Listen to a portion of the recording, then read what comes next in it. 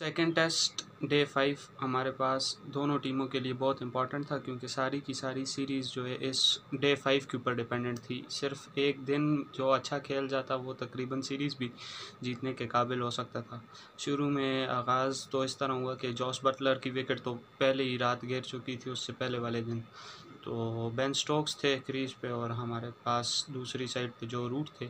और इंग्लैंड को ये करना था कि उन्होंने ज़्यादा से ज़्यादा रन्स बनाने थे कम से कम ओवर्स में, ताकि वेस्ट इंडीज़ को पहले तो टारगेट इस तरह का मिल सके कि वो चेज़ ना कर सकें, और फिर इतने ओवर हो जाएं कि हम उनको बोल्ड आउट कर दें। तो 11 ओवर तकरीबन डे 5 पे खेले इंग्लैंड की तरफ से, और बेन स्टोक्स ने बहुत ही जारहाना इनिंग्स खेली।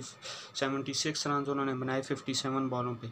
और इसके साथ साथ जो रूट थे दूसरी साइड पे, जो कि अपनी विकेट सेक्रीफाइस करके रन आउट हो गए थे, जो रूट के लिए ये इम्पोर्टेंट था, कैप्टन थे वो बहुत ही टेंशन में नज़र आ रहे थे, क्योंकि ओवर बैल्कनी पे खड़े होकर एक एक बॉल को देख रहे थे कि क्योंकि इंग्लैंड के लिए एक एक बॉल इम्पॉर्टेंट थी। उन्होंने जल्दी से जल्दी आउट करना था वेस्ट इंडीज़ को।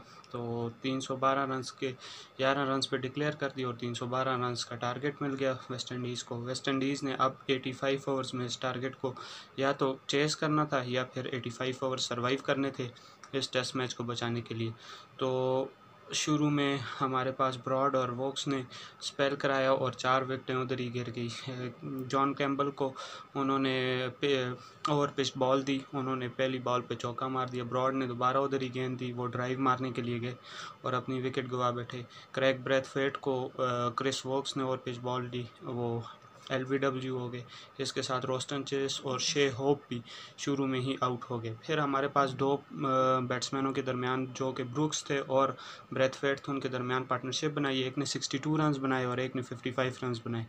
तो यहाँ पे लगा कि वेस्ट इंडीज़ दोबारा से सर्वाइवल की तरफ जा रहा है, लेकिन फिर दोबारा से वन एंड ओनली जो बेन स्टोक्स हैं उन्होंने विकेट क्रिएट कर दी और दोबारा से गेम इंग्लैंड की तरफ आ गया। 5 विकेटें गिर गई। फिर जो दूसरे सेट बैट्समैन थे वो भी जल्दी आउट हो गए। फिर आने वाले बैट्समैन भी कोई रन्स ना बना सके और आउट हो गए। तो फिर जेसन होल्डर जो कि कप्तान है, 200 रन्स भी उन्होंने पिछली सीरीज़ में इंग्लैंड के ख़िलाफ़ बनाए थे वेस्ट इंडीज़ में। तो वो आए, कुछ उन्होंने सर्वाइव किया, कुछ शॉटें खेली, तो लगा कि थोड़ा बहुत सर्वाइव कर जाएंगे वेस्ट इंडीज़।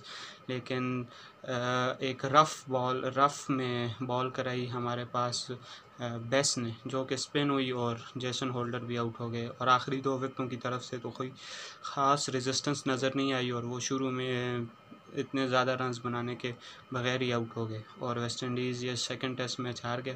अब यहाँ पे कुछ चीज़ें हैं जो कि पिछले सालों से नोटिस में आ रही हैं कि इंग्लैंड में जब भी पाकिस्तान ने इससे पहले सीरीज़ खेली है 2016 में, तो वो पहला मैच जीत गए थे, अगले 2 मैच हार गए। फिर पाकिस्तान ने 2018 में सीरीज़ खेली, फिर पहला मैच जीत के वेस्ट इंडीज़ इधर आए, वो भी पहला मैच जीत के। तो इंग्लैंड अपनी गलतियों से बहुत जल्दी लर्न करता है। उन्होंने पिछले मैच में फास्ट बॉलिंग को ज़्यादा प्रेफर किया था, इस दफ़ा उन्होंने अपनी leading wicket taker Stuart Broad को वापस लाया और आगे बॉल पिच करने की बहुत कोशिश की। हमारे पास 4-5 LBW आउट हुए। पिछले मैच में जोफा आर्चर की तरफ से शॉर्ट पिच बॉलिंग बहुत ज़्यादा थी, तो इसको ओवरडू इस दफ़ा उन्होंने ख़त्म किया और आगे पिच बॉल की। वेस्ट इंडीज़ ने खुशी से उनको रन्स बनाने की मौका मिला और इसी में विकेट भी गंवाते गए। तो सेकंड टेस्ट मैच तो जीत के आए इंग्लैंड और अब वेस्ट इंडीज़ की तरफ से वही टिपिकल परफॉर्मेंस नज़र आई जो पिछले कुछ सालों से नज़र आ रही है। और अब वेस्ट इंडीज़ के लिए वरीइंग पॉइंट ये है कि क्या उनकी बैटिंग दोबारा से, पहले टेस्ट मैच में तो बहुत अच्छी थी, अभी दोबारा से वीक नज़र आनी शुरू हो गई है, जो कि पिछले कुछ सालों से सारे डिस्कस कर रहे हैं इस बारे में।